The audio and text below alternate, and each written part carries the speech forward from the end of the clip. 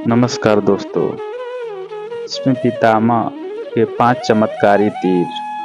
यह बात उस समय की है जब कुरुक्षेत्र में कौरव और पांडवों के बीच युद्ध चल रहा था।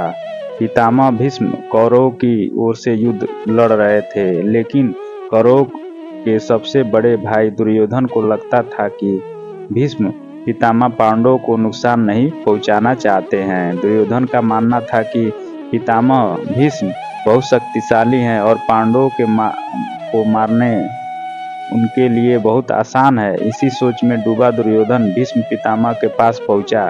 दुर्योधन के पितामह दुर्योधन ने पितामह से कहा कि आप पांडवों को मारना नहीं चाहते, इसलिए आप किसी शक्तिशाली हथियार का इस्तेमाल नहीं कर रहे हैं।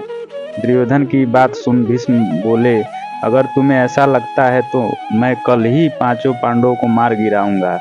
मेरे पास 5 चमत्कारी तीर है जिनका उपयोग मैं कल युद्ध में करूंगा। भीष्म पितामह की बात सुनकर दुर्योधन बोला, मुझे आप पर भरोसा नहीं है, इसीलिए आप वे पांचों चमत्कारी तीर मुझे दे दीजिए।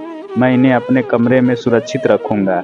भीष्म ने वो पांचों तीर दुर्योधन को दे दिए। दूसरी ओर श्री कृष्ण को इस बात का पता चल गया। उन्होंने अर्जुन को इस बात की जानकारी दी। अर्जुन को यह सुनकर घबरा गया और सोचने लगा कि इस मुसीबत से कैसे बचा जाए। श्री कृष्ण ने अर्जुन को याद दिलाया कि एक बार तुमने दुर्योधन को गंधर्वों से बचाया था। तब दुर्योधन ने तुमसे कहा था कि इस एहसान के बदले तुम भविष्य में मुझसे कुछ भी मांग सकते हो। यह सही समय है, तुम दुर्योधन से वो 5 चमत्कारी तीर मांग लाओ। इसी तरह तुम्हारी और तुम्हारे भाइयों की जान बच सकती है। अर्जुन को श्री कृष्ण की सलाह बिल्कुल सही लगी। उसे दुर्योधन का दिया वचन याद आ गया। ऐसा कहा जाता है कि उस समय सब अपने दिए गए वचन जरूर निभाते थे। वचन तोड़ना नियम के खिलाफ माना जाता था। अर्जुन ने जब दुर्योधन को उसका दिया वचन याद दिलाया और 5 तीर मांगे तो दुर्योधन मना नहीं कर सका।